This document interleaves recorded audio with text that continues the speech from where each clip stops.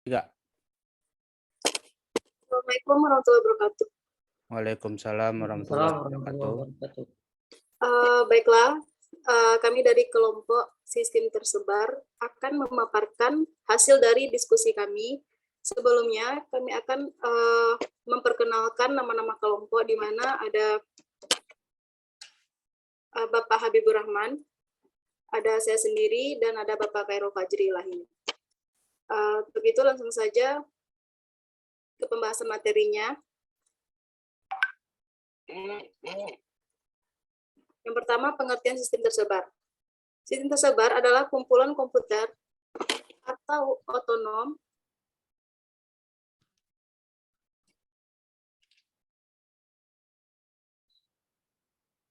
yang dihubungkan oleh jaringan dengan software yang dirancang untuk menghasilkan fasilitas komputasi terintegrasi sehingga tampak oleh user sebagai satu sistem komputer. Sistem tersebar adalah kumpulan komputer independen yang tampak oleh pengguna sebagai sebuah sistem atau komputer-komputer tunggal-tunggal yang koheren-koheren atau saling berhubungan. Sistem tersebar adalah suatu kesatuan dari elemen-elemen yang saling berinteraksi secara sistematis untuk mensebarkan data, informasi, proses, objek, dan layanan dari dan kepada pengguna yang terkait di dalamnya. Sebuah sistem tersebar diatur sebagai middleware. Perlu diketahui bahwa lapisan middleware meluas sampai ke beberapa mesin. Middleware merupakan komponen perantara yang memungkinkan klien dan server atau lapisan aplikasi dan sistem operasi saling terhubung dan berkomunikasi satu sama lain. Untuk gambarnya kita dapat melihat pada slide sejarah sistem tersebar. Pada tahun 1945, komputer era modern dimulai ada di mana ciri komputer dengan bentuk cukup besar secara fisik dan harga yang sangat mahal. Awal tahun 1980, dua perkembangan teknologi merubah paradigma komputer yang ada pada saat itu, yaitu mikroprosesor dengan arsitektur 8 bit, 32 bit, 64 bit. Jaringan komputer lokal yaitu LAN sama WAN. Dengan teknologi ini tidak hanya mungkin tetapi mudah menggabungkan beberapa komputer dalam jumlah yang besar yang terhubung satu sama lain. Hal tersebut kita sebut sebagai sistem tersebar atau sistem terdistribusi. Tujuan pembangunan sistem tersebar, yang pertama mengatasi bottleneck, tumpukan pekerjaan pada suatu terminal dapat disebarkan ke terminal-terminal lain. Mendukung layanan yang tersebar, misalnya layanan penjualan dengan menggunakan terminal-terminal tersebar di berbagai tempat. Mendukung sistem kerja jarak jauh, misalnya sistem kerja small office, home office, yang memungkinkan karyawan untuk bekerja dari rumah sehingga tidak harus datang ke kantor. Memudahkan kerja kelompok dengan memudahkan sharing data dan tetap memungkinkan kerjasama walaupun letak anggota kelompok berjauhan.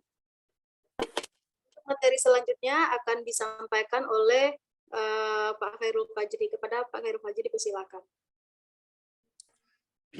Terima kasih Ibu Jelviana Risa atas waktunya.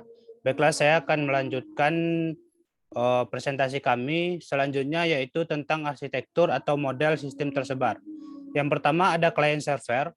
Klien menghubungi server untuk mendapatkan data yang kemudian memformat dan menampilkannya kepada pengguna. Kemudian juga ada model tightly coupled, yaitu cluster, mesin-mesin terintegrasi yang menjalankan proses yang sama secara bersamaan dengan membagi tugas ke dalam beberapa bagian yang dijalankan oleh masing-masing mesin. Apabila proses telah selesai, hasil pengerjaan masing-masing digabungkan menjadi satu. Kemudian ada model yang ketiga, yaitu peer-to-peer, yaitu arsitektur di mana tidak ada mesin yang menyediakan layanan atau mengelola sumber daya jaringan, sehingga segala sesuatu tanggung jawab dibagi di antara seluruh mesin. Kemudian yang selanjutnya adalah karakteristik sistem tersebar. Yang pertama adalah no global clock, yaitu terdapat batasan pada kecepatan proses sinkronisasi clock pada sistem tersebar. Oleh karena asynchronous message, passing asynchronous, atau juga disebut asynchronous message passing. Yang no global clock juga pada sistem tersebar tidak ada suatu proses tunggal yang mengetahui global state system saat ini yang disebabkan oleh konkurensi dan message passing. Kemudian yang kedua dari karakteristik sistem tersebar adalah independent failure, yaitu kemungkinan adanya kegagalan proses tunggal yang tidak diketahui. Kemudian yang kedua adalah proses tunggal mungkin tidak mempengaruhi kegagalan keseluruhan sistem. Kemudian karakteristik yang ketiga adalah concurrency of component, yaitu contohnya beberapa pemakai browser mengakses suatu halaman web secara bersamaan. Nah, kemudian ketika diakses secara bersamaan, apa yang terjadi ketika ada sistem yang update? Nah, kemudian yang keempat adalah gabungan komputer yang bersifat otonom. Yang kelima, sumber daya tidak dapat diakses secara langsung. Kemudian yang keenam, aplikasi berjalan secara bersamaan pada prosesor yang berbeda. Kemudian ada kelebihan sistem tersebar. Kelebihan sistem tersebar adalah yang pertama ada data sharing, yaitu mengizinkan pengguna untuk dapat mengakses data yang sama. Kemudian ada device sharing, mengizinkan pengguna untuk dapat mengakses perangkat keras yang sama. Kemudian communication, yaitu mengizinkan pengguna untuk dapat melakukan komunikasi jauh lebih mudah. Kemudian selanjutnya ada flexibility, yaitu membagi beban kerja pada perangkat yang tersedia secara efektif. Kemudian ada multi-user computing, yaitu mengizinkan banyak user untuk melakukan akses dalam waktu yang bersamaan. Nah, setelah tadi ada kelebihan, maka kekurangannya adalah yang pertama adalah complexity, yang mana sistem tersebar jauh lebih kompleks dibandingkan dengan sistem yang terpusat, baik secara rancangan, implementasi, ataupun maintenance. Kemudian kekurangan yang kedua adalah security. Setiap orang diperbolehkan untuk bisa mengakses data pada jaringan publik. Hal ini bisa menjadi lubang keamanan terhadap data. Kemudian selanjutnya ada manageability, yaitu membutuhkan banyak usaha untuk mengorganisasikan sistem. Kemudian selanjutnya unpredictability, yaitu sulit diprediksi terhadap ketidakstabilan sistem dikarenakan banyaknya akses terhadap jaringan. Nah, itulah beberapa pembahasan tentang materi kami. Selanjutnya saya kembalikan ke moderator. Terima kasih Pak Khairul Fajri sudah memaparkan beberapa materi. Selanjutnya akan disampaikan oleh Bapak Habibur Rahman. Kepada Bapak Habibur Rahman dipersilakan. Baik, terima kasih Bu Delvina Risa.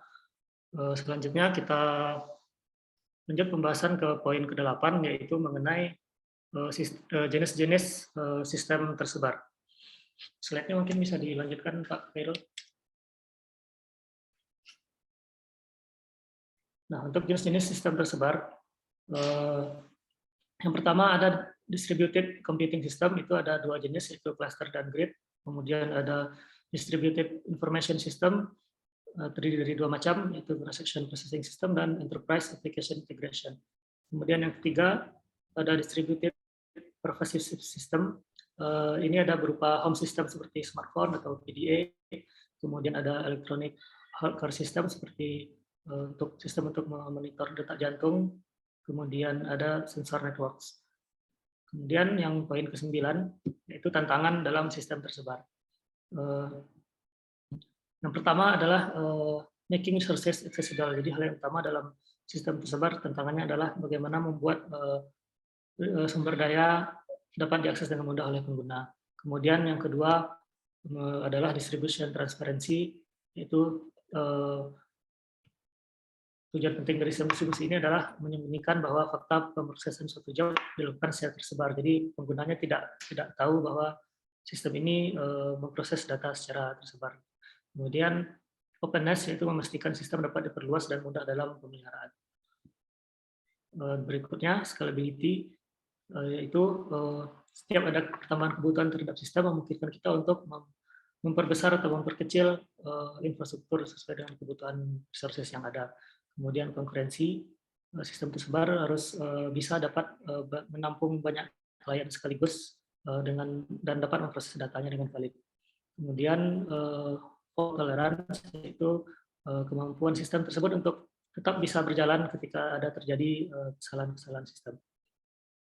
Kemudian poin berikutnya yang ke-9 adalah contoh sistem tersebar, yaitu berupa ATM, kemudian ada perangkat pengajaran jarak jauh, telecaching tools, kemudian video conferencing, video dan audio on demand, sistem telepon seluler, sistem telepon seperti ISDN dan PSTN, kemudian ada network file system seperti arsitektur untuk mengakses file melalui jaringan. Demikian pemaparan dari kelompok kami. Saya kembalikan kepada moderator. Baiklah, terima kasih Pak Habib. Mungkin itu saja yang dapat kami sampaikan mengenai sistem tersebar. Jika ada kesalahan dalam penyampaian, kami mohon maaf. Saya sudahi. Wabillahi taufiq wal hidayah. Wassalamualaikum warahmatullahi wabarakatuh. Waalaikumsalam warahmatullahi wabarakatuh.